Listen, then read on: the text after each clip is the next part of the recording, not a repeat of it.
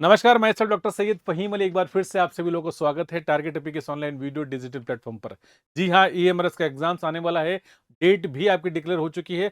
समस्त टीजीटी और PGT exams का टियर 1 का जो एग्जाम होना है, उसमें सबसे महत्वपूर्ण भूमिका जो निभाएगा वो आईसीटी यानी कि इंफॉर्मेशन कम्युनिकेशन टेक्नोलॉजी के 15 सवाल, 15 नंबर के सवाल आपसे पूछे जाएंगे। इन 15 क्वेश्चंस के लिए आपके लिए ये बहुत ही महत्वपूर्ण क्रैश कोर्स लेकर मैं आपके सामने हूँ, जिस क्रैश कोर्स के माध्यम से घर बैठे आप बेहतर तैयारी अभी भी आप कर सकते हैं। आपके पास जो समय है उस लिमिटेड टाइम के अंदर आप तैयारी कर सकते हैं। तो आइए आज के इस सफर की शुरुआत करते हैं पहले प्रश्न के साथ। तो स्क्रीन के ऊपर ये आपका पहला सवाल। मैं नेटवर्क के सभी प्रोबेबल चीज़ें आपको यहाँ पर बता दूंगा। नेटवर्क क्या है पहले उसको समझना ज़रूरी है, देन उसके बाद नेटवर्क के कई सारे चीज़ें हैं, यानी कि नेटवर्क में क्यों हम लोग बनाते हैं, इसको नेटवर्क बनाने के क्या फ़ायदे हैं, नीड क्या है, आवश्यकता क्या है, उसके बारे में बात करेंगे। ठीक है, एक बार सभी लोगों का दिल से शुक्रिया। जितने भी लोग 100 लोग लाइव मुझे यहाँ पर दिखाई दे रहे हैं, एक बार सभी लोग लाइक ज़रूर करेंगे, क्योंकि लाइक की संख्या केवल मात्र 40 लाइक मुझे दिख रहे हैं। एक बार लाइक और शेयर यहाँ से कर दीजिए और क्लास को यहाँ से प्रारंभ करते हैं। बहुत ही अच्छा बेहतरीन सेशन होने वाला है। कोई सा भी एग्जाम आप दे रहे हैं, चाहे आप जेएसए का एग्जाम दे रहे हैं, आप प्रिंसिपल का एग्जाम दे रहे हैं, या आप देखा जाए तो हॉस्टल वार्डन का एग्जाम दे रहे हैं, लाइब्रेरी का एग्जाम दे रहे हैं, कोई टीजीटी या पीजीटी एग्जाम, जो कोई भी एग्जाम दे रहे हैं, आईसीटी का रोल सभी के अंदर जो है आपको देखने को मिलेगा। प्लस इंपॉर्टेंट, आईसीटी में भी कंप्यूटर नेटवर्क ऐसा है जहां पर क्वेश्चन जो है हमें थोड़ा सा डिफिकल्ट पार्ट हमें लगता है, जहां पर क्वेश्चन के गलत होने की संभावना थोड़ी सी रहती है, हम लोग नहीं समझ पाते। तो मैं आपको आईसीटी का वो पार्ट सिखा रहा हूं जहां पर अधिक से अधिक क्वेश्चन बन सकते हैं।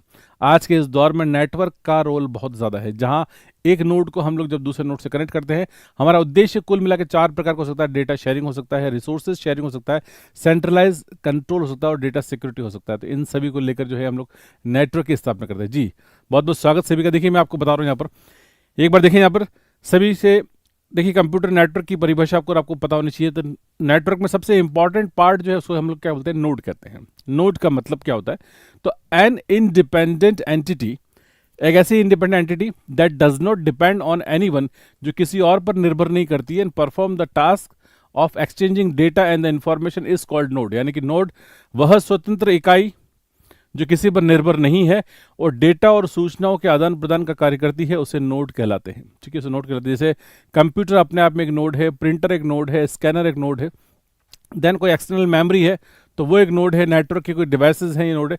सो these all are called node, यानी कि सभी जितने भी इंडिपेंडेंट यूनिट्स हैं उन्हें हम नोड कहेंगे। जैसे सपोज मान लीजिए मैं आपसे कहूँगा मेरे पास 10 कंप्यूटर हैं और 4 प्रिंटर हैं और 2 स्कैनर हैं, तो 4 और 2 6 और 10, यानी कि मेरे पास 16 नोड है। तो अगर मैं नेटवर्क बनाता हूं तो मैं 16 नोड का नेटवर्क कहलाएगा, जिसमें कि मैं सारे 4 ही प्रिंटर को, 2 स्कैनर को, 10 ही कंप्यूटर को आपस में एक दूसरे से कनेक्ट कर देता हूं। That become a network of 16 nodes. वो क्या कहलाएगा, 16 नोड का नेटवर्क आपका कहलाएगा। तो नेटवर्क में हर एक स्वतंत्र इकाई काम करती है और वो इंडिपेंडेंट होकर काम करती है, वो किसी पर निर्भर नहीं करती है। आप उसे कमांड देंगे वो आपके लिए फॉलो करेगी। तो जैसे मोस्ट वाली हम लोग नेटवर्क बनाते भी इसलिए कि आपस में जितने भी ये नोड्स हैं इनको हम लोग रिसोर्सेज भी कहते हैं, उन्हें आपस में शेयर करने के लिए बनाते हैं। तो ये तो हो गई नेटवर्क की परिभाषा। तो नोड अगर नहीं बोलूंगा तो नेटवर्क की डेफिनेशन लिखने में जो है मुझे दिक्कत आएगी या मैं नहीं कर पाऊंगा। ओके, सो सिंपली अब बात करते हैं नोड से आगे बढ़ते हैं यहाँ पर। तो नोड के बाद अगली जो बात हम लोग करते हैं यहाँ पर, so that is known as computer network. अब नोड से ही नेटवर्क की डेफिनेशन बनती है। नोड हो गया, now second that is known as network. Whenever, जब कभी, टू और मोर नोड, यानी कि जब कभी 2 या 2 से अधिक नोड आर कनेक्टेड, जब जुड़ जाते हैं विथ ईच अदर, एक दूसरे के साथ, and exchange data and the information, और क्या करते हैं, डेटा इंफॉर्मेशन एक्सचेंज करते हैं, then this system is called network. तो तब ये सिस्टम क्या कहलाता है, ये सिस्टम तब जाके नेटवर्क कहलाता है। There are following objectives to build any network, यानी कि जब कभी 2 या 2 से अधिक नोड एक दूसरे से जुड़ते हैं तो डेटा और सूचनाओं का आदान प्रदान करते हैं, तो हम इसे नेटवर्क कहते हैं। तो नेटवर्क की डेफिनेशन मैंने आपको यहाँ पर क्लियर कर दी, जब कभी भी 2 या 2 से अधिक, है ना। ये सिंपली एक डायग्राम है जहाँ पर मैं आपको दिखा रहा हूँ कि यहाँ पर देखिए, यहाँ पर एक प्रिंटर जो है हमने कनेक्ट कर दिया है। यहाँ पर देखिए एक नोड है, 2 नोड है, 3 है, 4 है ना। यहाँ पर फिर देन 5 6 7 8 है और नवा नोड क्या आपका, दैट इज प्रिंटर। तो एक प्रिंटर को, या और दूसरी तरफ क्या दे रखा है हमने, इंटरनेट दे रखा है। तो ये दोनों रिसोर्सेज है। ये प्रिंटर है आपका, तो इस प्रिंटर को भी शेयर करने के लिए, है ना, और ये जहाँ आपको दे रखा है आपका, ये क्या आपका इंटरनेट कनेक्शन। तो इंटरनेट कनेक्शन को भी शेयर करने के लिए जो आपको बताया गया, तो प्रिंटर और इंटरनेट दोनों को ही शेयर करने के लिए आपको इस तरीके का नेटवर्क बनाएगा। सो दिस इज सिंपली ये एक नेटवर्क का स्ट्रक्चर, यहाँ पर एक नेटवर्क का डिज़ाइन दिया गया, लिखा कंप्यूटर नेटवर्क। ये नोड्स हैं, ये भी नोड्स हैं आपका, ये भी नोड है, लेकिन इस नोड को हमने प्रिंटर का इसको रिसोर्स के तौर पे हमने लिया शेयर करने के लिए, और यहाँ पर इंटरनेट है। तो ये हम लोग इस तरीके से नेटवर्क तैयार करते हैं। तो नेटवर्क कैसे बनता है मैंने आपको बता दिया। जब कभी भी कम से कम दो और अधिकतम तो कोई संख्या ही नहीं है, आज जैसे इंटरनेट जैसे नेटवर्क पर कोई संख्या ही नहीं है, हम उसका आंकलन ही नहीं कर सकते कि हाँ कितनी संख्या वहाँ पर। So these are known as the network कहलाते हैं। नेटवर्क का स्ट्रक्चर है, आपको मैंने यहाँ पर बता दिया। ओके, सो देखिए छोटी छोटी चीज़ें जहाँ से क्वेश्चन बनेगा वहाँ से बताऊंगा। देन दूसरी इंपॉर्टेंट बात देखिए, मैंने अभी आपसे कहा कि 4 ऑब्जेक्टिव्स हैं इसके। पहला यहाँ पर purpose of the computer network, हम लोग क्यों बनाते हैं। तो पहला पर्पस जो आपका क्या है, डेटा शेयरिंग। नेटवर्क क्यों बनाएंगे, तो नेटवर्क इसलिए बनाएंगे कि एक नोड दूसरी नोड के बीच में जो है आपस में डेटा एक दूसरे के साथ शेयर कर सकते हैं, या डेटा इन्फॉर्मेशन जिसको कहते हैं, and that can be easily exchange. आज आप नेटवर्क में हैं, कहते हैं ना दो मोबाइल फ़ोन अगर आप नेटवर्क में है तो दोनों आपस में क्या करेंगे, तो दोनों ही नोड्स हैं, क्या करेंगे आपस में इन्फॉर्मेशन को एक्सचेंज कर पाएंगे। डेटा, और डेटा कितने तरह का होता है मैंने आपको पहले ही बता दिया कि data can be text, data can be graphics and data can be multimedia. तो आप एक दूसरे के साथ टेक्स्ट एक्सचेंज कर सकते हैं, करते हैं ना, आप मैसेज लिख के करते हैं ना। आप ग्राफिक्स कर सकते हैं, यानी कि आप फोटोग्राफ्स एक्सचेंज करते हैं, है ना, कोई इमेज है उसको चेंज करते हैं। और देन थर्ड नंबर पर आपका आता है मल्टीमीडिया, यानी कि आप ऑडियो या वीडियो कॉल करते हैं, या ऑडियो आपके पास रिकॉर्डेड है या वीडियोज आप भेज सकते हैं। तो एक दूसरे के बीच में डेटा और इन्फॉर्मेशन को एक्सचेंज करने के लिए हम लोग क्या करते हैं, नेटवर्क तैयार करते हैं। तो नेटवर्क बनाने का सबसे पहला कारण है ये कि नेटवर्क क्यों बनाते हैं। तो नेटवर्क इसलिए बनाते हैं कि वी कैन चेंज या we can exchange the data, so that's an important. तो यहाँ पर मैंने इसके बारे में लिखा भी है, आप इसको भली भांति आप समझ सकते हैं कि हम लोग नेटवर्क क्यों बनाते हैं। तो सिंपली द मेन ऑब्जेक्टिव, यानी कि नेटवर्क बनाने का क्या लिखा मैंने यहाँ पर, it is what, it's the main objective. The main objective of the network is to make the data available smoothly between different nodes, यानी कि डिफरेंट जितने भी नोड्स हैं आपके, उन नोड के मध्य डेटा को आप क्या करें, इजीली आप, है ना, एक्सचेंज करने के लिए या अवेलेबल करवाने के लिए हम करते हैं कि all national and the international setup and the information system. जैसे लाइब्रेरी साइंस की मैंने एग्जांपल दिया कि लाइब्रेरी साइंस का एग्जांपल है कि जहाँ पर national international system library system के अंदर जो है उनका मेन ऑब्जेक्टिव क्या है, network is to make different type of the information the resources available equally among the different user. यानी देखिए आज के दौर में मैं लाइब्रेरी साइंस का एग्जाम्पल आपको लेकर बता रहा हूँ कि जहाँ पर आप देखेंगे तो इजीली जैसे ई बुक्स आपके बताते हैं या ई डेटाबेसेस हैं, तो ई डेटाबेसेस के जरिए हम लोग नेटवर्क का हिस्सा बन जाते हैं। सभी नेटवर्क में सारे ही क्लाइंट जो है एक ही डेटाबेस को कॉमनली एक्सचेंज करते हैं। तो विभिन्न डिवाइसेस या विभिन्न नोड्स के मध्य डेटा को इक्वली अवेलेबल करवाने के लिए या डेटा एक्सचेंज करने के लिए जो है हम लोग ये स्ट्रक्चर बनाते हैं, और जिस स्ट्रक्चर का नाम जो है आपका that is known as the network. तो नेटवर्क का पहला कारण, पहली आवश्यकता, पहली नीड, पहला पर्पस जो है वो मैंने आपको यहाँ पर क्लियर कर दिया। तो पहली इंपॉर्टेंट, देन उसके बाद देखिए यहाँ पर मैंने इसको हिंदी में भी लिखा, आप देख सकते हैं यहाँ पर, और उसको पढ़ेंगे तो आपको शायद ये बात समझ में आ जाएगी। जी थैंक यू, शुक्रिया सभी लोगों को, वेरी गुड आफ्टरनून एंड वालेकुम सलाम सभी लोगों को। जी सेकंड नंबर पे आपका है इट इज़ डेटा शेयरिंग है, तो सॉरी डेटा शेयरिंग हिंदी में है ना। तो लिखा हुआ नेटवर्क का मुख्य उद्देश्य अलग अलग नोड्स के बीच डेटा को सुचारू रूप से उपलब्ध कराना है। पुस्तकालय विज्ञान में भी सूचना प्रणाली के तहत हम लोग स्थापित राष्ट्रीय और अंतर्राष्ट्रीय नेटवर्क का मुख्य उद्देश्य जो है विभिन्न उपयोगकर्ताओं के बीच विभिन्न प्रकार की सूचना और संसाधनों को समान रूप से उपलब्ध कराना, ये हम लोग उद्देश्य, ठीक है। तो this is the first objective. Second objective की बात करते हैं, सेकंड इजी है, that is known as resource sharing. Resource यानी कि संसाधन। एक नेटवर्क में, जी एक नेटवर्क में जितने भी रिसोर्सेज हैं, यानी कि जितने भी संसाधन होते हैं, उन संसाधनों को आपस में एक दूसरे के मध्य, जैसे मैंने अभी आपको एग्जांपल दिया, जैसे प्रिंटर एक संसाधन है। अगर आप जैसे मान लीजिए अगर आपके पास जैसे किसी कंप्यूटर लैब के अंदर आपने अगर 10, 20, 50, 100 कंप्यूटर लगा रखे, तो आप 100 कंप्यूटर्स में इंटरनेट चलाने के लिए 100 इंटरनेट कनेक्शन नहीं लेंगे आप एक कनेक्शन लेंगे, अच्छी बैंडविड्थ का लेंगे और आप उसको शेयर करेंगे। तो internet connection is a resource sharing. आप 100 कंप्यूटर्स के लिए आप 100 प्रिंटर नहीं लेंगे, आप हर 10 कंप्यूटर पे एक प्रिंटर लगा देंगे, तो 10 प्रिंटर से आपका सारा काम चल जाएगा। तो again printer is a resource sharing है आपका। आप 100 स्कैनर नहीं लगाएंगे, आप 2, 5, 10 स्कैनर लगा के काम कर लेंगे, तो that is known as again a resource sharing. तो ऐसे जितनी भी चीज़ें हैं रिसोर्सेज को आपस में एक दूसरे से शेयर करने के लिए, क्योंकि हम लोग नेटवर्क बनाते हैं इसलिए कि हमें एक दूसरे के साथ डेटा एक्सचेंज करना है, डेटा शेयर करना है, लेकिन कई बार ऐसी आवश्यकता होती है कि हमें संसाधनों को भी शेयर करना होता है, इसलिए बनाते हैं। तो नेटवर्क का सेकंड उद्देश्य देखिए, यहाँ पर इजीली क्वेश्चन बन सकते हैं। मैं पहले आपको कॉन्सेप्ट दूंगा, देन उसके बाद हम लोग क्वेश्चंस के ऊपर आएंगे। तीसरा जो इंपॉर्टेंट है आपको, वो it is known as the centralize control. Centralize control का मतलब क्या होता है? सेंट्रलाइज कंट्रोल को कहते हैं केंद्रीय नियंत्रण। अच्छा, नेटवर्क इसलिए बनाते हैं केंद्रीय नियंत्रण, यानी कि आप अगर नेटवर्क नहीं होगा तो कौन जैसे नेटवर्क में क्या यूज़ कर रहा है और किस प्रकार से काम कर रहा है, सो दैट्स एन वेरी, जी फिजा मलिक वालेकुम सलाम। तो दैट्स एन इम्पॉर्टेंट। आपने नेटवर्क, आप जैसे 10 कंप्यूटर लगा दिए, 10 कंप्यूटर के बीच में आपने एक प्रिंटर लगा दिया, अब प्रिंटर पे अब 10 ही कंप्यूटर्स में कोई भी कमांड देगा तो प्रिंटर जो है प्रिंट निकालेगा, ये प्रिंट करेगा उसको, ठीक है ना। एक साथ ज़्यादा दे दोगे तो क्यू में आ जाएगा, जॉब क्यू में आ जाएगा, पहले वाले ने प्रिंट दिया उसके बाद निकलेगा, फिर उसके बाद रुकेगा 1-2 सेकंड, फिर वापस से प्रिंटर चालू हो जाएगा, और ऐसे प्रिंट आउट निकलते रहेंगे। मतलब कॉमन प्रिंटर लगाते हैं हम लोग। लेकिन आपने देखा ऑफिस के अंदर, कॉर्पोरेट में हम लोग करते हैं, हर कंप्यूटर के साथ प्रिंटर लगाते हैं, प्रिंटर को कहीं दूसरी जगह एक प्रिंट ऑफिस लगा देते हैं, वहाँ से आप जहाँ से प्रिंट कमांड देंगे वो प्रिंटर वहाँ से प्रिंट आउट निकालेगा, वहाँ से आप लेकर आ जाइए, देख लीजिए ना। तो प्रिंटर को कंट्रोल करने के लिए, प्रिंट इस टास्क को कंट्रोल करने के लिए क्या करते हैं हम लोग, नेटवर्क बनाते हैं। And that is known as the centralize control, केंद्रीय नियंत्रण। कौन प्रिंट कमांड दे सकता है, कौन नहीं दे सकता, वो सारे प्रिंट कमांड्स अगर आप ऐसे सर्वर बनाएंगे या आप एडमिन या किसी प्रकार की आप कंट्रोलिंग करेंगे वहाँ पर, तो ये साफ तौर पे, स्पष्ट तौर पे आपको वहाँ पर दिखाई देगा। सो दैट्स एन वेरी इंपॉर्टेंट। कई बार हम लोग इस काम के लिए भी जो है नेटवर्क बनाते हैं। मतलब सारे कंप्यूटर आपस में डेटा एक्सचेंज नहीं करना है, रिसोर्स शेयर करना कर दिया है ना, लेकिन उस रिसोर्स के ऊपर कंट्रोल करने के लिए क्या करेंगे आप, so you can save the, या आप क्या करेंगे उसके लिए, आप ऐसा कंट्रोलिंग करेंगे, और कंट्रोलिंग के लिए हम लोग क्या करते हैं, कई बार हम ऐसा सर्वर बनाते हैं, ठीक है। So that is again centralize control, यानी कि केंद्रीय नियंत्रण। मैंने यहाँ पर लिखा भी है कि वर्तमान में संग्रहित सूचनाओं को बढ़ती संख्या के साथ साथ उन्हें नियंत्रित करना भी आवश्यक है, और विभिन्न प्रकार उचित पाठकों तक सही समय पर सही सूचना पहुंचाने के लिए जो है नियंत्रण जो है ये स्थापित करना जरूरी है ना, तो ये भी जरूरी है। And the last and that not the least, that is not the data security. ये आपका चौथा कारण है, और ये बहुत इंपॉर्टेंट है कि डेटा को सिक्योर करने के लिए भी जो है हम लोग नेटवर्क तैयार करते हैं। नेटवर्क क्यों तैयार करते हैं, कि डेटा को सिक्योर करने के लिए। जैसे फॉर एग्जाम्पल मैं आपको बता दूँ जी, वेरी गुड वाजिद ध्वनि जी, राखी कुमारी, एडमिट कार्ड नहीं है, थोड़ी देर में आपको मिल जाएंगे, आज एडमिट कार्ड आपके आ जाएंगे जी। Love from Kashmir, Wajid ji thank you.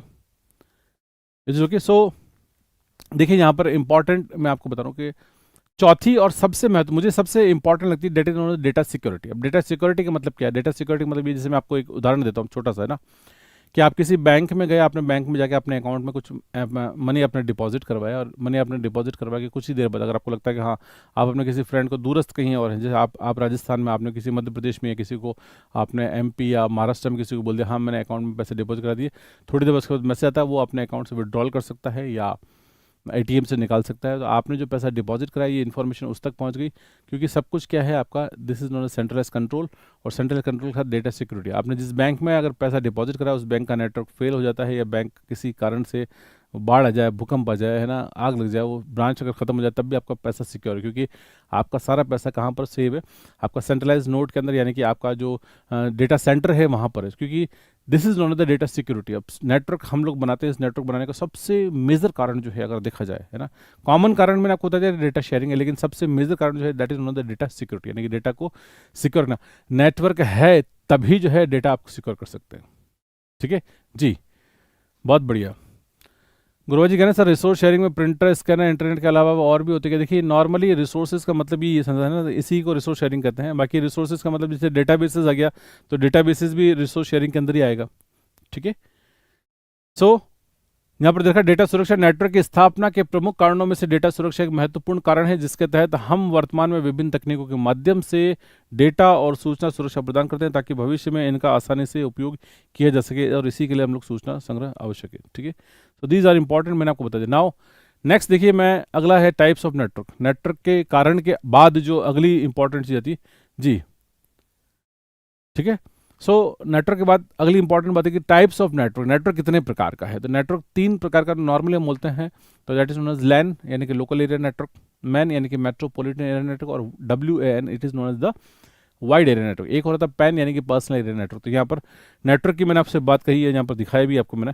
सो पहला it is personal area network, इसको हम लोग पैन कहते हैं। लोकल एरिया नेटवर्क है जिसको हम लोग लैन कहते हैं। मेट्रोपॉलिटन यानी कि जिसकी सीमा शहरों तक हो, और WAN वाइड एरिया मतलब वाइड एरिया नेटवर्क। तो ये 4 तरह का नेटवर्क है। तो ये जो नेटवर्क है, इसमें सब में केवल जो है इसकी फिजिकल बाउंड्रीज को देखकर ही डेफिनेशन लिखी गई है। पर्सनल एरिया नेटवर्क यानी कि एक कमरे में, एक रूम में, हॉल में, घर में, PN पर्सनल एरिया नेटवर्क, ठीक है, जो आप चलाते हैं वाईफाई शेयर करके चलाते हैं, that is known as personal area network कहलाता है। ब्लूटूथ से नेटवर्क बनना आपका, है ना, वो आपका क्या कहलाएगा, पर्सनल एरिया नेटवर्क कहलाएगा। देन उसके बाद local area network, local area network यानी कि एक लैन किसी एक बिल्डिंग में, किसी एक कैंपस में, किसी एक इंस्टीट्यूशंस के अंदर, है ना, वहाँ पर कुछ मीटर्स तक या अप टू द किलोमीटर तक मैक्सिमम, है ना, that is known as the local area network कहलाते हैं। किसी की यूनिवर्सिटी के अंदर है या उसके कैंपस में नेटवर्क, वो आपका क्या कहलाएगा, लोकल एरिया नेटवर्क कहलाएगा। सीमा अगर बढ़ जाती है, सीमा शहरों तक पहुंच जाती है तो it is known as the MAN, यानी कि sorry that is known as MAN metropolitan area network. तो एम एन का मतलब ही आपका मेट्रो, मेट्रो का मतलब क्या होता है कि जिसकी मेट्रो का मतलब होता है शहर, है ना। मेट्रो ट्रेन चलती है ना, तो मेट्रो में अगर आप बैठेंगे तो शहर से बाहर नहीं जा पाएंगे। आप देखो ना, मेट्रो चलती है आपके शहर में, तो मेट्रो का मतलब ही शहरी, है ना। तो अगर आपको मेट्रो ट्रेन में बैठेंगे तो शहर के एक कोने से दूसरे कोने या शहर की सीमा तक आप अंदर ही अंदर घूमेंगे। सो मेट्रो से याद कर लीजिएगा, मेट्रो ऐसा नेटवर्क जो कि जिसकी सीमा शहर के अंदर अंदर हो, जैसे कि केबल टीवी नेटवर्क एग्जाम्पल भी दिया था मैंने। सो वो शहर के अंदर, और देन उसके बाद वैन यानी कि वाइड एरिया नेटवर्क, जिसकी सीमा जो है मतलब कोई लिमिट नहीं है ना, पृथ्वी के एक कोने से दूसरे कोने तक, that is known as wide area network कहलाता है। ठीक है। और वाइड एरिया नेटवर्क में भी दो चीज़ें एग्जाम्पल, एक आपका है इंटरनेट और एक है आपका इंटरनेट। तो आइए आगे बढ़ते हैं यहाँ पर। तो ये नेटवर्क के टाइप्स हैं जो कि मैंने आपको बता दिए, ये आपको याद रखना है, क्विक रिवीजन के तौर पे आपको रखना है। लोकल एरिया नेटवर्क की डेफिनेशन मैंने आपको बता दी, it's LAN local area network. If a network is located in a building, है ना, या इंस्टीट्यूशन है, ऑफिस है, which has a range of the few metres या maximum up to the kilometre, is called the local area network. एक example दिया कि the network of the all computer available in the university in the is known as the local area network कहलाता है। Is it clear जी? Thank you. So इसके बाद अगर MAN की बात करेंगे, it's known as the metropolitan area network कहलाता है। ये किसी के, it is the entire city, range क्या है इसकी, it is the entire city यानी कि एक शहर के अंदर अंदर, is called metropolitan area network. और एग्जाम्पल भी दिया मैंने, केबल टीवी नेटवर्क, अगर किसी शहर के अंदर अगर केबल टीवी नेटवर्क है तो क्या कहलाएगा वो आपका, it is known as the metropolitan area network कहलाएगा। ठीक है, एक शहर में एक केबल टीवी नेटवर्क का होना, है ना, ये दर्शाता है आपका, ये एग्जाम्पल है आपका। और तीसरे नंबर पर आता है, it is known as the वैन, यानी कि वैन wide area network. Is it clear? A network whose border and the spread is from many countries or from one corner of the world to the other is called the wide area network। यानी कि this network is mainly of two types, दो तरह का network है आपका। कौन कौन सा है? तो पहला है आपका इंटरनेट और दूसरा है आपका इंट्रानेट। तो दोनों में डिफरेंस है, मैं आपको बता दूं। इंटरनेट और इंट्रानेट दोनों ही नेटवर्क जो है वाइड एरिया नेटवर्क के एग्जाम्पल हैं। यानी कि अगर मैं इंटरनेट कहूँगा तब भी वो वाइड एरिया नेटवर्क है, और अगर मैं इंट्रानेट कहूँगा तब भी वो वाइड एरिया नेटवर्क ही है। दोनों के अंदर क्या डिफरेंस है मैं आपको बता दूं कि अगर पहले की बात करें तो एक पब्लिक है और दूसरा प्राइवेट है, सीधी सीधी बात है। यानी कि हम लोग बात करें किसकी, अगर मैं इंटरनेट की बात करूं तो इंटरनेट क्या है यहाँ पर, इट इज़ पब्लिकली, मैंने लिखा भी है यहाँ पर पब्लिकली। अगर पब्लिकली है और अगर मान लीजिए प्राइवेट फॉर्मेट में है तो क्या कहलाएगा वो, that is known as the inter, यानी कि ऐसा नेटवर्क जो कि अक्रॉस द ग्लोब या वर्ल्ड आप एक्सेस कर पा रहे हैं, लेकिन केवल इंस्टीट्यूशनल मेंबर्स ही उसको काम में ले पा रहे हैं, कोई और उस काम को नहीं या उस नेटवर्क को यूज़ नहीं कर पा रहा है। मतलब नेटवर्क कैसा हो गया, तो नेटवर्क हो गया आपका प्राइवेट नेटवर्क हो गया। That private network is known as intranet कहलाएगा। Is it okay? तो दोनों तरह की चीज़ें याद रहेगी आपको जी, very good. Is it okay? एक बार देखिए प्लीज़, मुझे दिख रहा है लाइक की संख्या थोड़ी सी यहाँ पर कम है और आपकी संख्या थोड़ी सी ज़्यादा है। तो आपकी संख्या ज़्यादा है, खुशी की बात है, मुझे अच्छी बात है। मैं ये चाहता हूँ कि आप लाइक यहाँ पर, जिन्होंने लाइक नहीं करा उसको लाइक करें, और जैसे ही आप लाइक करेंगे तो डेफिनेटली आपकी संख्या भी अपने आप बढ़ जाएगी और लाइक की संख्या बढ़ जाएगी। जिन्होंने नहीं किया उसको प्लीज़ कर दीजिए ना। चलिए यहाँ से आगे बढ़ते हैं। और नेक्स्ट मैंने आपको बताया टाइप्स ऑफ नेटवर्क में वाइड एरिया नेटवर्क और वाइड एरिया नेटवर्क के दोनों ही एग्जाम्पल्स मैंने आपको बता दिए। ठीक है, इज इट क्लियर? चलिए आगे बढ़ते हैं, नेटवर्क स्ट्रक्चर की बात करते हैं। नेटवर्क स्ट्रक्चर में देखिए यहाँ पर मैं आपको बता दूँ, ये आपका एक क्लाइंट है और दूसरा क्या है आपका सर्वर है। तो क्लाइंट सर्वर में इस तरीके से हम लोग जब नेटवर्क बनाते हैं, सो इट्स वेरी इंपॉर्टेंट। ठीक है, सो नेटवर्क के अंदर देखिए बहुत सारी चीज़ें आएगी। मैं आपको बताऊँ 3 कंपोनेंट होते हैं नेटवर्क के, है ना। तो दैट नेटवर्क के जितने भी रिसोर्स हैं 3 हिस्सों में हमने बांटे हैं। कौन कौन सा? तो नेटवर्क में सबसे पहला होता है सर्वर, दूसरे नंबर पर होता है क्लाइंट और तीसरे नंबर पर होता है कनेक्टिंग डिवाइस। नेटवर्क में 3 ही चीज़ें होती हैं। कौन कौन से होते हैं? एक सर्वर होता है, ठीक है, एक होता है क्लाइंट होता है और एक आपका कनेक्टिंग डिवाइस। अब सर्वर क्या करता है? जो सर्व करता है, यानी समस्त चीज़ों को, यानी कि जितने भी संसाधन हैं या जो फैसिलिटीज़ दे रहा है, अपने किसको दे रहा है? अपने सब ऑर्डिनेट्स नोड्स को दे रहा है, क्लाइंट्स को दे रहा है। वो क्या करेगा? सर्वर कहलाएगा। अब सर्वर का मतलब क्या? तो सर्वर का मतलब होता है सर्व करने वाला। तो हम जब भी डायग्राम बनाते हैं सर्वर को हम रखते हैं ऊपर और क्लाइंट को रखते हैं हम लोग नीचे रखते हैं ना। तो जो सर्व करने वाला वो सर्वर है और जो सर्विसेज प्राप्त करने वाला वो नीचे क्लाइंट। यानी कि आप अगर देखें तो हमारा सर्वर कौन है? तो हमारा सर्वर कौन है? ईश्वर है। ठीक है, और हम सब क्या है? आपस में एक दूसरे में क्लाइंट है। तो हम ईश्वर से मांगते हैं, ईश्वर ही हमें सब कुछ देता है ना, तो सर्वोपरि है वो, तो सर्व करने वाला, इसलिए सर्वर ऊपर है। अब ऊपर से नीचे आएगा तो क्या कहलाएगा, डाउनलोड है। तो आप कोई भी चीज़ आप नेट पे जाते हैं, आप ढूंढते हो, तो आप सर्वर से आप कोई चीज़ प्राप्त करते हो तो क्या कर रहा है, डाउनलोड, क्योंकि सर्वर आपसे ऊपर है, वो सर्व कर रहा है, डाउनलोड। और कोई चीज़ आप अपने पास से कोई डेटा इन्फॉर्मेशन आप भेजो तो क्या करो, आप करोगे तो आप भेजोगे, क्या कहलाएगा, अपलोड कहलाएगा।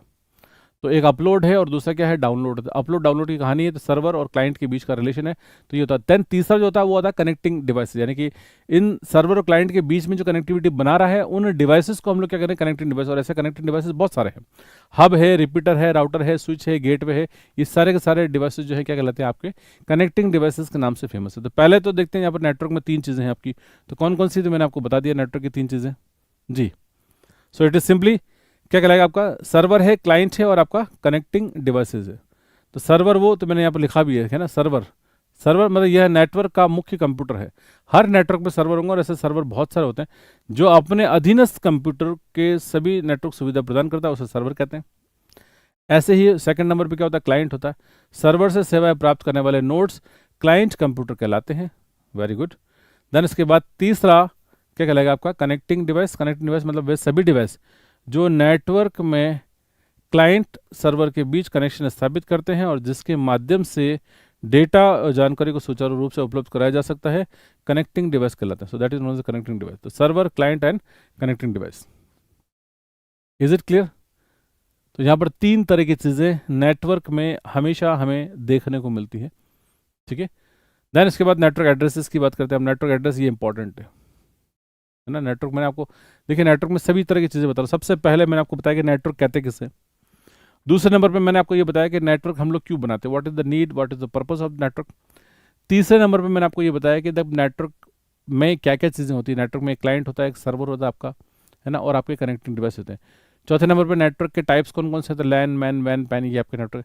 अब नेटवर्क के अंदर और आगे चलते हैं, हम लोग नेटवर्क के एड्रेसेस की बात करते हैं। नेटवर्क एड्रेस यानी कि नेटवर्क का पता, है ना। तो नेटवर्क में हर एक चीज़, जो क्लाइंट का भी एक पता होगा और सर्वर का भी पता होगा, उस पते को ही हम लोग आईपी एड्रेस कहते हैं। और that is the completely numerical address जो कि हमें मिलता है और जिससे हर नोड की नेटवर्क में पहचान होती है।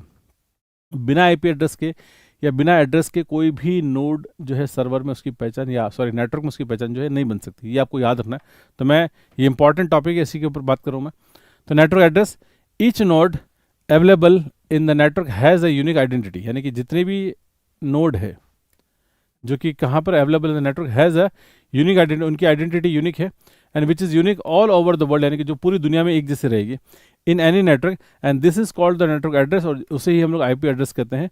और दो जो कौन देता है आपको, तो that is provided by ISP. ये एड्रेस देगा कौन, तो एड्रेस कॉमन नहीं है, यूनिक है। और यूनिक एड्रेस कब मिलेगा, जब कोई एक कॉमन एजेंसी उसको उपलब्ध कराएगी।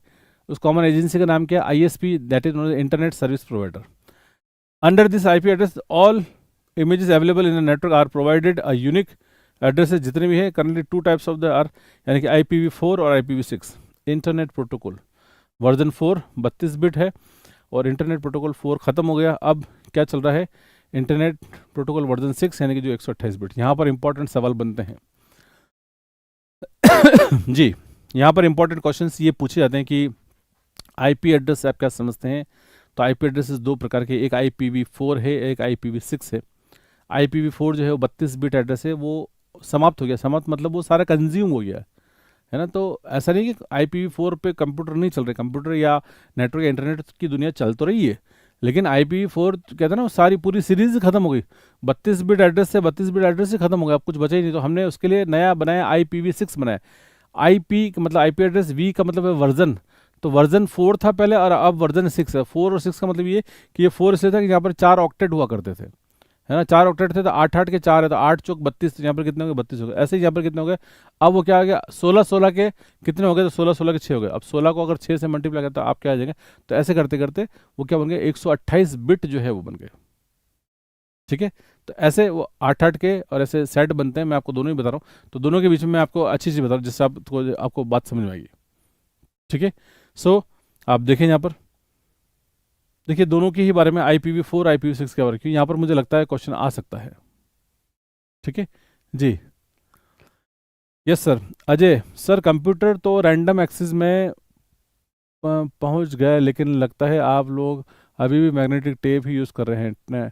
टॉपिक नेम दिया करिए सर, डायरेक्ट ज़रूरत है क्लास की देखने की। देखिए अजय जी, यहाँ पर जो क्लास चल रही है it is a marathon class, और मैराथन क्लास के अंदर जो है कंटिन्यूस सारी चीज़ें चल रही है ना, कोई स्पेसिफिक टॉपिक नहीं है। और टॉपिक जो है वो क्लास के शुरुआत के अंदर मैंने आपको बताया, that is known as computer network.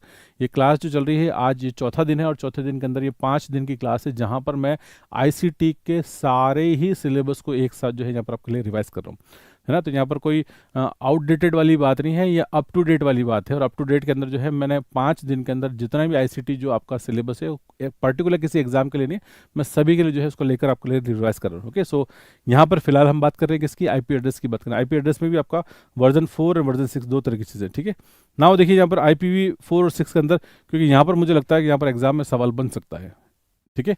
So IPv4 IPv6 लिखा हुआ यहाँ पर, दोनों के अंदर डिफरेंसेस क्या है।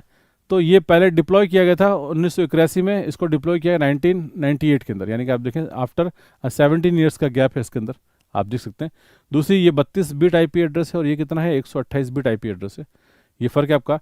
4.3 मिलियन एड्रेस बन सकते हैं, बिलियन है ना, और यहाँ पर कितना बनता है 7.9 इंटू 10⁻28 एड्रेस बन सकते हैं यहाँ पर इतने।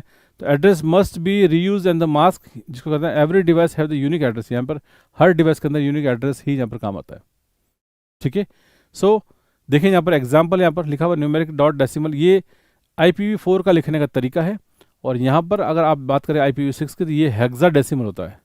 ये कैसा होता है, तो यहाँ पर लिखा हुआ अल्फा न्यूमेरिक के साथ साथ कौन सा है, तो यहाँ पर देखिए हेल्प लिखा हेक्साडेसिमल नोटिफिकेशन, यहाँ पर आपको या नोटेशन आपको काम में लेता है, ठीक है। तो DHCP या मैनुअल कॉन्फ़िगरेशन काम आता है, ये आपका ऑटो कॉन्फ़िगरेशन के अंदर काम आता है। दोनों के अंदर थोड़ा सा डिफरेंस है आप, ठीक है। Is it okay. तो आप इस तरीके से आप देख सकते हैं, जहाँ पर आपको ऑटोमेटिकली चेक करने को मिलेगा। नेक्स्ट देखिए, नेटवर्क में कुछ और चीज़ें हैं जिसकी हम लोग बात करते हैं, ठीक है। सो नेटवर्क के अंदर देखें कुछ सर्विसेज जो कि मोस्ट क्योंकि नेटवर्क हम लोग बनाते क्यों हैं, अगर इसके पीछे कारण में हम जाएंगे तो आपको देखने को ये मिलेगा कि नेटवर्क हम लोग इसलिए बनाते हैं कि नेटवर्क के जरिए हम लोग कई प्रकार की सेवाएं जो है प्राप्त करते हैं या प्रदान करते हैं। तो सब सेवाओं के अंदर सबसे सर्वोपरि सेवा कौन सी है, नंबर 1 पे, एक नंबर पे कौन सी है, and that is known as the web service कहलाती है, ठीक है। आप देख सकते हैं यहाँ पर web service due to the development of the information, यानी कि इंफॉर्मेशन के डेवलपमेंट या टेक्नोलॉजी के development every day different type of services are becoming available to the human and the following are the important services, जिसके अंदर सबसे पहली service जो है वो आपकी कौन सी कहलाती है, it is known as the web concept कहलाता है। वेब कॉन्सेप्ट का मतलब इट इज़ द WWW। देखिए एक चीज़ आपको बता दूं, छोटी सी बात यहाँ पर है, इंटरनेट को बने हुए कितने साल हो गए, तो इंटरनेट को बने हुए जो है अप्रोक्सीमेट 60 साल हो गए, 60 साल, लेकिन वर्ल्ड वाइड वेब को बने हुए केवल 30 साल ही हुए। तो मैं आपको बता दूं, अगर जब आप इंटरनेट की बात करेंगे तो इंटरनेट यानी कि it is about the 1960s की बात करेंगे, 1960 की बात करेंगे, है ना। लेकिन जब वर्ल्ड वाइड वेब की बात करेंगे तो 19 कितना आएगा, 1989 का कॉन्सेप्ट आपको देखने को मिलेगा। तो इंटरनेट पहले बन गया था ARPANET के नाम से, लेकिन वर्ल्ड वाइड वेब का बना था 1989 में। और वर्ल्ड वाइड वेब जो बनने का जो श्रेय देखिए यहाँ पर लिखा है 1989 है ना। देन श्रेय के साथ टीम बर्नर-ली, तो टीम बर्नर-ली वो व्यक्ति है जिन्होंने जो है वर्ल्ड वाइड वेब का कॉन्सेप्ट जो है वो बनाया है, ठीक है। तो जो कहने का मतलब ये इंटरनेट को पब्लिकली हमने काम में लेना शुरू करा और वेब कॉन्सेप्ट जो है बनाया। वेब कॉन्सेप्ट बना, उसके बाद ही वेबसाइट्स बनी और ऐसे कई सारे प्रोटोकॉल्स बने जिसके जरिए आज वेब जैसे नेटवर्क हम लोग बहुत अच्छी और बेहतर सर्विसेज जो है काम में लेते हैं। तो इन समस्त सेवाओं को हम लोग क्या कहते हैं, इन समस्त सेवा को हम लोग वेब सर्विस के नाम से जानते हैं, जो कि आपको मिलेगा। सो मैंने आपसे कहा कि यहाँ पर ये समस्त सेवाएं जितनी भी हैं they are known as the web services कहलाती है, ठीक है। इज इट ओके, आप देख सकते हैं। So easily these are the web services, सूचनाएं सेवाएं हैं वेब सर्विसेज है। सूचना प्रौद्योगिकी को विकास के कारण प्रतिदिन मनुष्य को विभिन्न प्रकार की सेवाएं उपलब्ध होती जा रही है और कुछ महत्वपूर्ण सेवाएं हैं जिनका नाम जो है वेब कॉन्सेप्ट के नाम से आता है। तो यहाँ पर आप देखें लिखा वर्ल्ड वाइड वेब। ये पूछा था कि वर्ल्ड वाइड वेब का कॉन्सेप्ट किसने बनाया, कब बनाया, तो 1989 में टीम बर्नर-ली। ये भी एक बहुत इंपॉर्टेंट क्वेश्चन है। अब वेब सर्विसेज में बहुत सारी चीज़ें हैं, ठीक है। पहला आता है आपका HTML hyper text markup language, ये पूछा था। अब ये क्यों या इसकी ज़रूरत क्यों हुई आपको बता, देखिए मैं आपको इसकी छोटी सी एक चीज़ बताऊँ। देखिए सबसे पहले 1989 के अंदर टीम बर्नर-ली ने क्या बनाया, आपका वेब कॉन्सेप्ट बनाया और वेब कॉन्सेप्ट बनाने के बाद टीम बर्नर-ली ने कहा कि एक ऐसी भाषा होनी ज़रूरी है जिसके ज़रिए इस इंटरनेट जैसी दुनिया में या इतने विशाल नेटवर्क में हम एक कंप्यूटर आपस में दूसरे कंप्यूटर से वार्तालाप कर सके, यानी कम्युनिकेशन कर सके। अब कम्युनिकेशन करने के लिए सभी के बीच में कॉमन लैंग्वेज जरूर थी, और उस कॉमन लैंग्वेज को क्या बोला, HTML कहा गया, हाइपर टेक्स्ट मार्कअप लैंग्वेज। तो HTML एक लैंग्वेज बनेगी और सारे कंप्यूटर्स में अलग अलग प्रोग्राम्स डाले गए और उस लैंग्वेज को पढ़ने के लिए प्रोग्राम बनाया गया, and that program is known as the web browser. मतलब HTML में अगर आपने कोई कोड लिख दिया तो उस कोड को पढ़ने के लिए वेब ब्राउजर की आवश्यकता थी। गूगल क्रोम एक वेब ब्राउजर है ना। देन इंटरनेट एक्सप्लोरर एक वेब ब्राउजर है, नेटस्केप नेविगेटर एक वेब ब्राउजर है, ओपेरा एक वेब ब्राउजर है, यूसी एक वेब ब्राउजर है। आप भी अगर आपके मोबाइल फ़ोन यूज़ करते हैं तो उसके अंदर आप कोई ना कोई वेब ब्राउजर आप ज़रूर यूज़ करते हैं, तभी आप वेब के कंटेंट को या HTML कंटेंट को आप जो है उसके अंदर एक्सेस कर सकते हैं, देख सकते हैं, आप पढ़ सकते हैं। तो जितना भी पूरी दुनिया में वेब कंटेंट है वो नॉर्मली HTML में लिखा गया है, और उस HTML के कंटेंट को पढ़ने के लिए क्लाइंट के पास जो है एक सॉफ्टवेयर होना ज़रूरी है, और उस सॉफ्टवेयर को हम लोग क्या बोलते हैं, वेब ब्राउज़र कहते हैं, ताकि उस वेब के ही अंदर जो है उसको खोल कर देखा जा सकता है, उसको पढ़ा जा सकता है। Is it okay? तो मैं आपको बता रहा हूँ यहाँ पर वेब ब्राउज़र HTML का कॉन्सेप्ट है। HTML प्रोग्रामिंग भाषा है जो कि किसके द्वारा लिखी गई, तो टिम बर्नर-ली ने ये भाषा भी बनाई, ठीक है, स्पेशल लैंग्वेज लिखा हुआ। टिम बर्नर-ली ने विभिन्न प्रकार के कंप्यूटरों के बीच बातचीत के लिए जो है एक विशेष भाषा बनाई जिसे HTML हाइपरटेक्स्ट मार्कअप लैंग्वेज कहा गया, और विभिन्न प्रकार के कंप्यूटर जो वर्ल्ड वाइड वेब के तहत एक दूसरे से जुड़ने के बाद HTML के माध्यम से जानकारी साझा करते हैं। सो दैट्स एन इंपॉर्टेंट। कितने ब्राउजर्स हैं, तो ब्राउजर के नाम मैं आपको बता दूं। देखिए, पहला फर्स्ट GUI ब्राउजर, दुनिया का पहला ग्राफिकल यूजर इंटरफेस ब्राउजर क्या था, मोज़ेक था। देन उसके बाद Netscape Navigator, Firefox, Mozilla, Internet Explorer, Google Chrome, then उसके बाद ओपेरा, सफारी, यूसी ब्राउज़र, ये सारे के सारे क्या है, ब्राउज़र थे। यहाँ पर भी एक इंपॉर्टेंट है, कई बार सवाल बनता है कि इनमें से कौन सा वेब ब्राउज़र है, नहीं है। 3 वेब ब्राउज़र के बीच में किसी और सॉफ्टवेयर का नाम डाल देंगे, आपसे पूछा जाएगा। तो यहाँ पर वेब ब्राउज़र के बारे में आप देख सकते हैं, ठीक है। एंड सर एंड्रॉयड क्या है, तो एंड्रॉयड आपका ऑपरेटिंग सिस्टम है, ठीक है, वेब ब्राउज़र नहीं है। Is it clear? Next, web browser के बाद अगला जो कॉन्सेप्ट है that is of the web publishing, यानी कि वेब को पब्लिश करना। वेब को पब्लिश करना मतलब वेबसाइट बनाना या वेब पेजेस बनाना। डिफरेंट डिफरेंट तरह के हम लोग वेब पेजेस बनाते हैं, और इन वेब पेजेस के माध्यम से हम लोग या इन सबको जोड़ कर क्या करते हैं, हम लोग वेबसाइट बनाते हैं। सो सिंपली अगर आपसे पूछा जाएगा आप वेब के ऊपर जो आप कंटेंट तैयार करते हैं वो क्या, तो वो सिंगल एक पेज है। ऐसे पेज के संग्रह को क्या बोलते हैं, हम लोग वेब डॉक्यूमेंट कहते हैं। वेब डॉक्यूमेंट को जब सर्वर पर अपलोड करते हैं तो वो वेब स्पेस कहलाता है, वेब सर्वर कहलाता है। और वेब सर्वर पर हम लोग क्या करते हैं, जो चीज़ रखते हैं उसको हम लोग क्या कहते हैं, वेबसाइट कहते हैं। That complete file is known the website. तो वेबसाइट को हम लोग एक्सेस करते हैं, और वेबसाइट का भी एक पर्टिकुलर IP एड्रेस होता है जिसके ज़रिए आप उस साइट को आप यूज़ कर सकते हैं, ठीक है। So I think it's very simple जी। सो यहाँ पर ये वेब कॉन्सेप्ट हमारा चल रहा है जिसके अंदर मैंने आपको वेब पब्लिशिंग के बारे में बताया। देन उसके बाद देखिए वेबसाइट के अंदर भी बहुत सारी चीज़ें, वेबसाइट के एक्सटेंशन होते हैं। .gov it is known as the government, ये कहलाता है। देन .com या मतलब कॉमर्शियल है। .edu एजुकेशनल है। .org ऑर्गेनाइजेशन है आपका। .net से नेटवर्क बनता है। .co.in यानी commercial but India. AC.in academic but India. Mil यानी कि मिलिट्री है। तो ये सारी की सारी चीज़ें, ये आपको क्या मिलेगा आपको, so these are known as the called as the domain name and zone कहलाते हैं। तो डोमेन नेम इसको कहते हैं DNS कहते हैं, डोमेन नेम सिस्टम कहते हैं। इस पर भी सवाल आता है कि DNS का मतलब क्या होता है। DNS का मतलब होता है domain name system. Each and every website, यानी कि आप जब वेबसाइट को खोलते हैं तो आपने देखा होगा www.xyz.com मिलता है ना। तो आप तो खोलते हैं किससे, वेबसाइट को नाम से खोलते हैं, www.xyz.com। ये तो आपने, ये वेबसाइट का नाम है, जबकि एक्चुअल में वो वेबसाइट किसी न किसी एड्रेस 192.168.100.1 ऐसे करके ये इस IP एड्रेस पे चल रही है।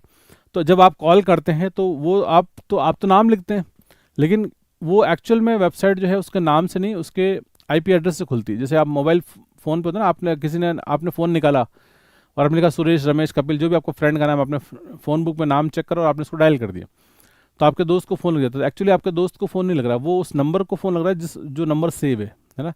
तो उस नंबर पे कॉल जा रही, तो कॉलिंग जब करेंगे तो नंबर टू नंबर ही जाएगी, आप समझिए बात को। लेकिन हमें ऐसा प्रतीत होता है कि मैंने सुरेश को, रमेश को फ़ोन लगाया, लाइक दैट है, या जिसका फ़ोन आ रहा है, तो हमने उन नंबरों को नाम से सेव कर रखा। तो दुनिया में भी ऐसे ही है, वेबसाइट के केस में भी ऐसा ही है कि जितना भी जब आप काम करते हैं या एक साइट जब खोलते हैं तो वो उसके IP एड्रेस से ही खुलती है।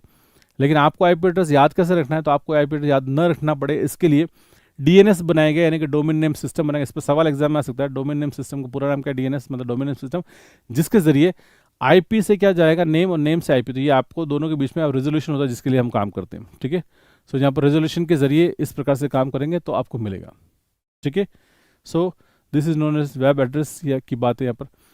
देन नेटवर्क बना तो नेटवर्क में हम बहुत सारी चीज़ें कर सकते हैं। नेटवर्क में एक इंपॉर्टेंट बात है जिसको हम लोग कहते हैं कि हम लोग मैसेजिंग के जरिए बात करते हैं। तो मैसेज यानी कि संदेश लिखा हुआ, sending messages to each other through web network is called the web messaging कहलाता है। And this service is the oldest service net, यानी कि नेटवर्क के अंदर, क्योंकि ये सर्विस सबसे पहले 1971 में ही चालू हो गई थी, जब वर्ल्ड वाइड वेब नहीं आया था उससे पहले ही सर्विस चालू हो गई थी। और सर्विस का नाम क्या है? ईमेल सर्विस है। ठीक है, दो कंप्यूटरों को नेटवर्क के बीच में यूज़ करके हम करते हैं। और ये मैसेजिंग सर्विस कुल मिला के 3 तरह की होती है। कौन कौन सी है? तो शॉर्ट मैसेज सर्विस, जिसको हम लोग क्या बोलते हैं? SMS कहते हैं। एक इंस्टेंट मैसेजेस है, आज की डेट में आप जो जिसके जरिए आप क्या कर रहे हैं, आप इंस्टेंट मैसेज के अंदर आप एक दूसरे को कर रहे हैं या ईमेल कर रहे हैं, इंस्टेंट मैसेज कर रहा है ना। और एक क्या होता है? इंटरेक्टिव मैसेजेस है ना, जिसको क्या बोलते हैं? चैट बोलते हैं। तो इनके नाम चेंज हो गए है ना। तो टेक्स्ट मैसेज करते हैं हम लोग या ईमेल करते हैं, चैट करते हैं। तो आज के दौर में हमने इनके नाम चेंज कर दिए, जाकि सबसे पुरानी सेवा है, द ओल्डेस्ट सर्विस, सबसे पुरानी सर्विस आपको देखने को मिलेंगे। सो इसलिए लिखा हुआ कि वेब नेटवर्क के जरिए एक दूसरे को मैसेज भेजना वेब मैसेजिंग कहलाता है। यह सेवा सबसे पुरानी नेटवर्क सेवा है। 1971 में नेटवर्क का उपयोग करते हुए 2 कंप्यूटर के बीच पहला संदेश भेजा गया, जिसे ईमेल कहा जाता है। मैसेजिंग 3 तरह की होती है: लघु संदेश, तत्कालीन और interactive messaging services. Is it clear? Then उसके बाद देखिए, मैसेज के अंदर भी मैंने आपको और भी चीज़ें बताई कि मैसेज में एक होता है शॉर्ट मैसेज, जिसमें लिमिटेड कैरेक्टर्स के जरिए, लिमिटेड लेटर्स या फ्यू वर्ड्स के जरिए आप भेज सकते हैं, है ना। या इंस्टेंट मैसेज, जिसको हम लोग ईमेल कहते हैं, है ना, जिसके जरिए इसको इस इंस्टेंट मैसेज को ईमेल कहते हैं। दुनिया की सबसे अच्छी, सस्ती और बेहतरीन सेवा कहलाती है। प्रोटोकॉल्स काम करते हैं या ईमेल को जब भेजेंगे तो यहाँ पर कई बार सवाल पूछा था कि ईमेल के प्रोटोकॉल्स कौन कौन से हैं। तो SMTP ईमेल का प्रोटोकॉल, जिसका नाम है simple mail transfer protocol, SMTP। POP, that is known as the post office protocol. एक और प्रोटोकॉल जिसका नाम है आपका IMAP, internet message access protocol, जिसको IMAP कहते हैं। ऐसे कई प्रोटोकॉल्स हैं जो कि मैसेजिंग का काम करते हैं या ईमेल का संदेश का काम करते हैं। फाइलें ट्रांसफर करनी है तो उसके लिए आप FTP काम में रहते हैं। और ऐसे ही प्रोटोकॉल्स का जो बंडल है उसको क्या बोलते हैं? TCP/IP कहते हैं, यानी कि transmission control protocol. And IP stand for the internet protocol. तो एक क्लास के अंदर तो कंप्लीट नहीं होगा, ये कंप्यूटर का नेटवर्क है। नेक्स्ट क्लास के अंदर हम लोग कुछ नेटवर्क से संबंधित कुछ और बातें भी करेंगे, और साइबर सिक्योरिटी की बात भी जो है मैं आपसे करूँगा। यहाँ पर फिलहाल टॉपिक को कंप्लीट करते हैं, उसके बाद कुछ क्वेश्चंस लेकर चलूँगा मैं आपसे, जहाँ पर आप क्वेश्चन अभी जो पढ़ा है उसके ऊपर कौन कौन से क्वेश्चन बन सकते हैं, हम उसकी बात भी करेंगे। तो फिलहाल देखिए, नेटवर्क का फर्स्ट फेज है, ये नेटवर्क की पहली क्लास है, जहाँ पर मैं आपको नेटवर्क के सर्विसेज के बारे में ही आपको बता रहा हूँ। तो आई थिंक आपको यहाँ पर समझ। देन इंटरेक्टिव मैसेज है, जिसको हम लोग क्या करते हैं? It is known as chatting. ये इंटरेक्टिव मैसेज तीसरी सेवा है, जिसको हम लोग क्या करते हैं? चैटिंग के नाम से जानते हैं। सो इट इज़, देखिए फास्ट क्विक रिविजन कर रहे हैं हम लोग। यहाँ पर शॉर्ट मैसेज सर्विसेज की बात कर रहे हैं, इंस्टेंट मैसेज की बात कर रहे हैं, और एक आप बात कर रहे हैं इंटरेक्टिव मैसेजेस की बात कर रहे हैं। ठीक है। देन एक होता है URL का मतलब क्या होता है? Uniform resource locator.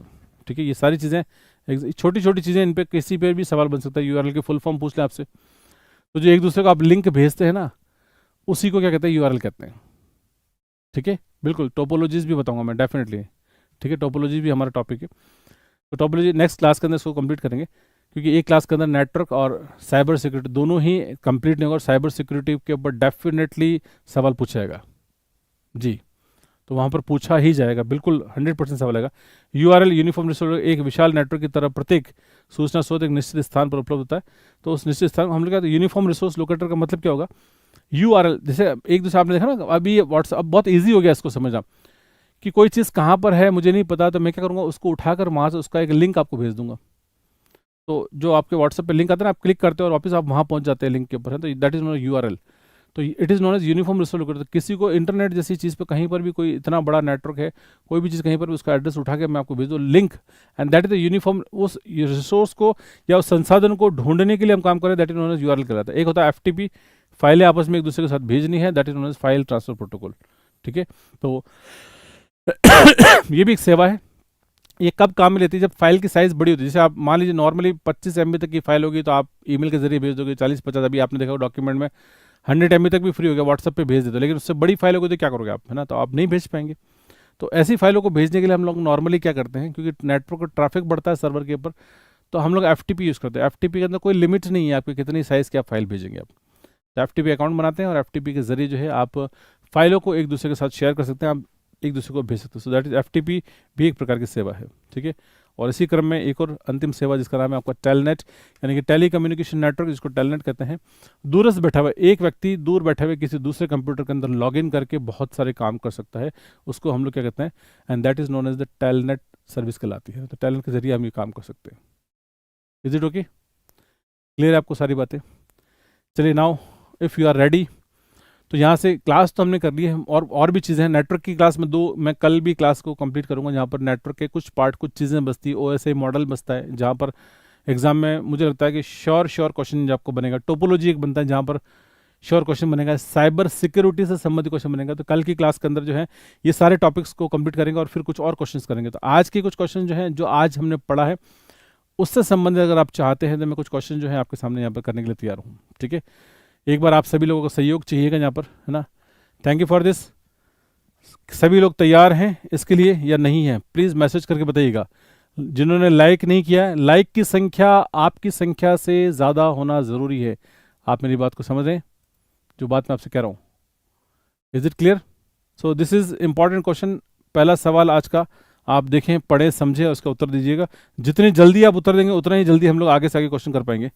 तो यहाँ पर देखते हैं कि कौन कौन साथ में है इस मुहिम में, और जो आंसर देगा हम लोग आगे करेंगे जी। पहला question, which one IP address can not be assign to a computer system in a network, यानी कि कौन सा आईपी एड्रेस किसी नेटवर्क में कंप्यूटर सिस्टम को असाइन नहीं किया जा सकता। तो this is IP addresses. Very good, बहुत बढ़िया, डेफिनेटली।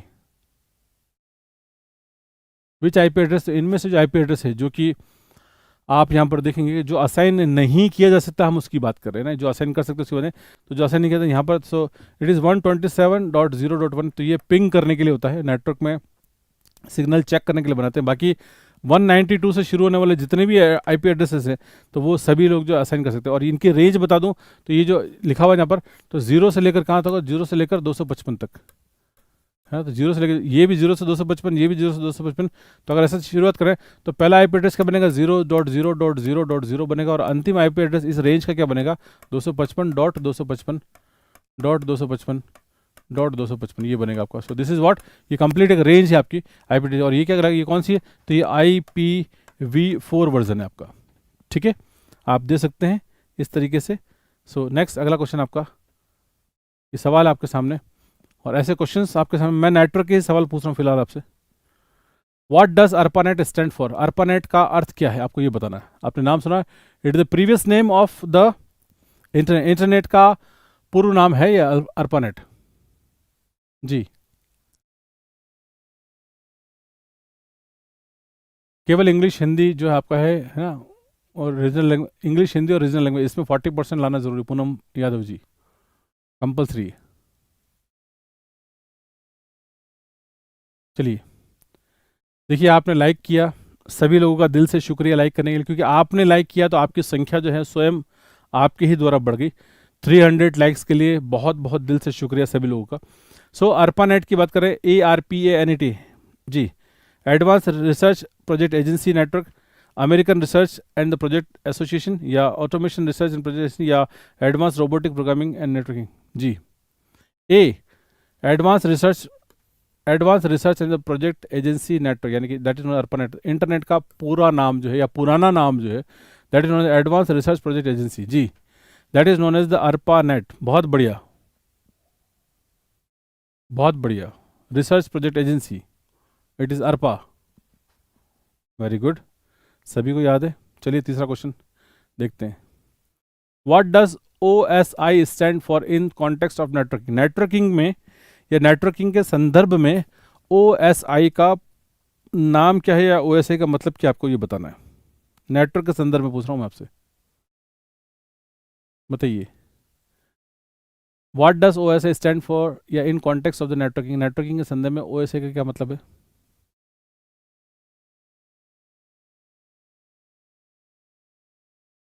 कल हम OSI मॉडल पढ़ेंगे, और OSI मॉडल पे भी जो 2-3 सवाल आ सकते हैं वो डेफिनेटली पढ़ेंगे यहाँ पर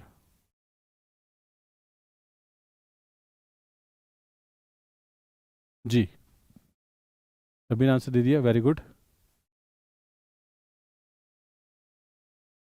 बहुत बढ़िया. सो it is what? Open system interconnection is four. कितनी है? तो that is 7 layer. 7 layer, LAYER. ठीक है, नेक्स्ट क्लास में इसको करेंगे. 7 लेयर मॉडल को मैं समझाऊंगा. अगला बहुत सिंपल सा क्वेश्चन है. Bluetooth is an example of. Bluetooth किस प्रकार का एग्जांपल है? Local area network, virtual private network, personal area network, या both A and B? Bluetooth बताइए.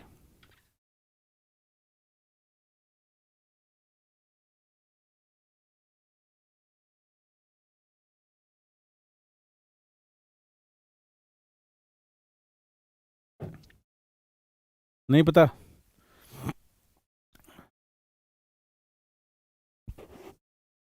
यस, ब्लूटूथ तो मैंने आपको बताया ना, रेंज का. अभी थोड़ी देर पहले ही क्लास के अंदर मैंने बोला था ब्लूटूथ कैसा नेटवर्क है. तो ब्लूटूथ आपका it is the personal area network है. कैसा है आपका? इट इज़ सिंपली, क्योंकि पर्सनल आप बहुत कम रेंज का है, आप उसकी combination it is known as personal area network कहलाता है. ठीक है, चलिए अगला नेक्स्ट क्वेश्चन नेटवर्क का ही है.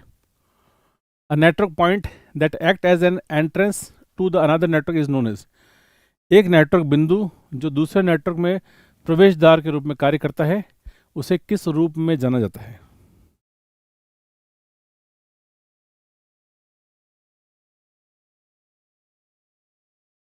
यस, रेंज की बात कर रहे हैं हम लोग. एक प्रवेश द्वार यहाँ पर है ना. आंसर देखिए यहाँ पर मिल गया आपको. अगर देखा जाए तो कि प्रवेश द्वार, तो प्रवेश द्वार से क्या बन जाएगा answer? Very good. So simply it is what? It is known as the gateway is the correct answer. ठीक है, चलिए identify the one which is not a networking device. इनमें से कौन सा एक ऐसा है जो नेटवर्क डिवाइस नहीं है, वो बताना है आपको.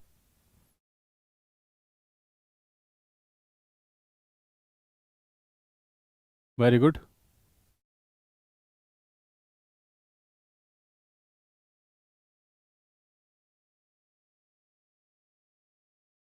जो नेटवर्क डिवाइस नहीं है, तो देखिए यहाँ पर स्विच नेटवर्क डिवाइस है, ब्रिज है, राउटर है. क्या नहीं है? एनालाइजर जो है वो कोई नेटवर्क डिवाइस नहीं है. ठीक है, चलिए next question. Which one of the following is not the same as the other three? यानी कि इनमें से ऑड वन आउट निकालना है, यानी कि कोई 3 समान है और एक अलग है. 3 समान एक अलग है. अब मैं देखना चाहता हूँ आप में से कौन इसको पहचान सकता है. जो अगर पहचानते हैं तो उसको बताइए आप. 3 समान है और एक थोड़ा सा डिफरेंट है इसमें से.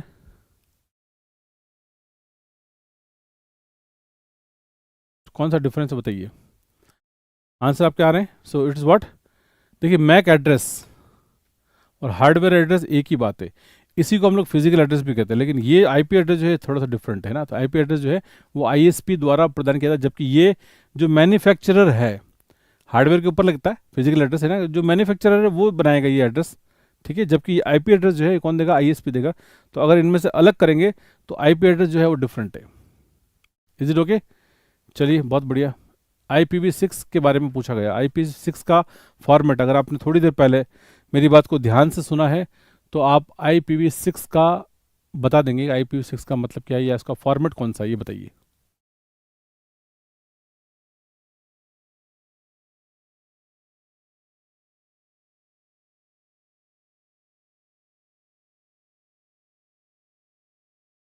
Very good. IPv6 इन विच फॉर्मेट? ऑक्टल होगा, हेक्साडेसिमल होगा, न्यूमेरिक होगा या अल्फा न्यूमेरिक होगा?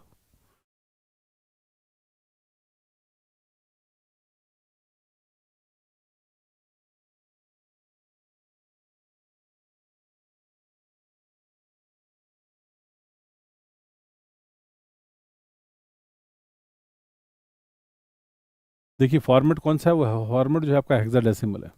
अब हेक्साडेसिमल देखने में तो अल्फा न्यूमेरिक लगता है, लेकिन वो कौन सा है? हेक्साडेसिमल फॉर्मेट IPv6 का. ठीक है, चलिए. Computer on internet are identify. अगर कंप्यूटर है इंटरनेट पर तो उसको हम लोग कैसे पहचान सकते हैं? उसके ईमेल एड्रेस है, उसके हार्डवेयर एड्रेस है, उसके आईपी एड्रेस है, उसके सॉफ्टवेयर एड्रेस है. कंप्यूटर को हम लोग इंटरनेट पर किससे पहचान सकते हैं? बहुत ही, देखिए नेटवर्क के बहुत इंटरेस्टिंग क्वेश्चंस हैं और मैंने आपको एक बहुत लंबी सीरीज जो है यहाँ पर करवा रखी है, जिसके अंदर कई सारे आईसीटी के बारे में आप निश्चिंत रहिएगा, एग्जाम को जो भी एग्जाम है आप एग्जाम देकर आएंगे, जो क्वेश्चन है उनसे आप आंसर मिला लीजिएगा, आपको क्वेश्चन आपको मिल जाएगा, उससे बाहर से कोई क्वेश्चन आपका नहीं बनने वाला है। जो बनाए हैं जो पढ़ाए हैं उनमें से आपका काम हो जाएगा। सो दिस इज व्हाट कि एक कंप्यूटर को अगर पहचानना है, यानी कि किस पे हम लोग नेटवर्क पर पहचाना जाता है, लिखा हुआ the computer on and internet are identify, यानी कि इंटरनेट जैसे नेटवर्क पर अगर कंप्यूटर है तो उसकी पहचान किससे होगी? तो ईमेल एड्रेस है तो कोई पहचान बनती नहीं है। Hardware address, IP address, software address, तो वो किससे बनेगा? हार्डवेयर एड्रेस से भी नहीं बनेगा। आप कहाँ ढूंढोगे उसको? सॉफ्टवेयर एड्रेस नाम की कोई चीज़ होती नहीं है। तो इंटरनेट जैसे नेटवर्क पे अगर किसी की पहचान करनी है तो कहाँ से करेंगे? C, very good.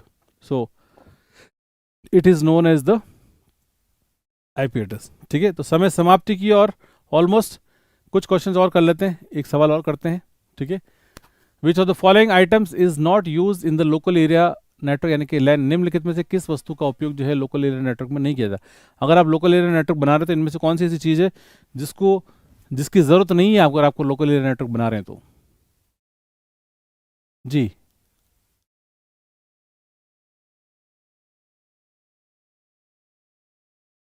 बताइए।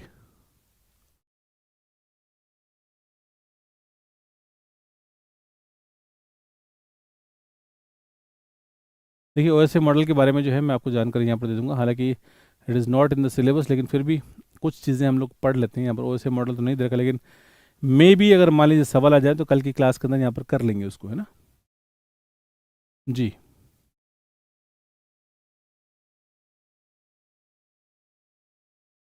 किसकी आवश्यकता नहीं है? तो जिसके बिना भी नेटवर्क तैयार किया जा सकता है, तो जिसकी आवश्यकता नहीं है तो कहाँ में देखिए, कंप्यूटर के बिना तो नेटवर्क कैसे बनेगा? तो कंप्यूटर तो चाहिए, प्रिंटर भी चाहिए, केबल भी चाहिए, लेकिन हाँ किसकी ज़रूरत नहीं है? हमें मॉडेम की ज़रूरत नहीं है, क्योंकि अगर मॉडेम, अगर लोकल एरिया नेटवर्क बना है तो मॉडेम नहीं चाहिए।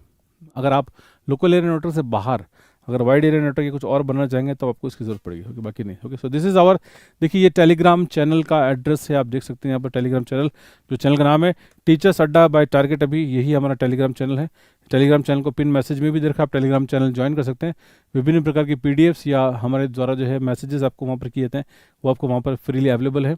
ये एप्लीकेशन है, आप आईफोन यूज़ करते हैं तब भी डाउनलोड कर सकते हैं, एंड्रॉइड यूज़ करते हैं तब भी डाउनलोड कर सकते हैं। और ये संपर्क सूत्र है हमारा, यानी कि जहाँ एक नंबर है 7877719287, इस नंबर के ज़रिए अगर किसी प्रकार की कोई समस्या है तो शंका समाधान के लिए आप जो है मुझसे मिल सकते हैं।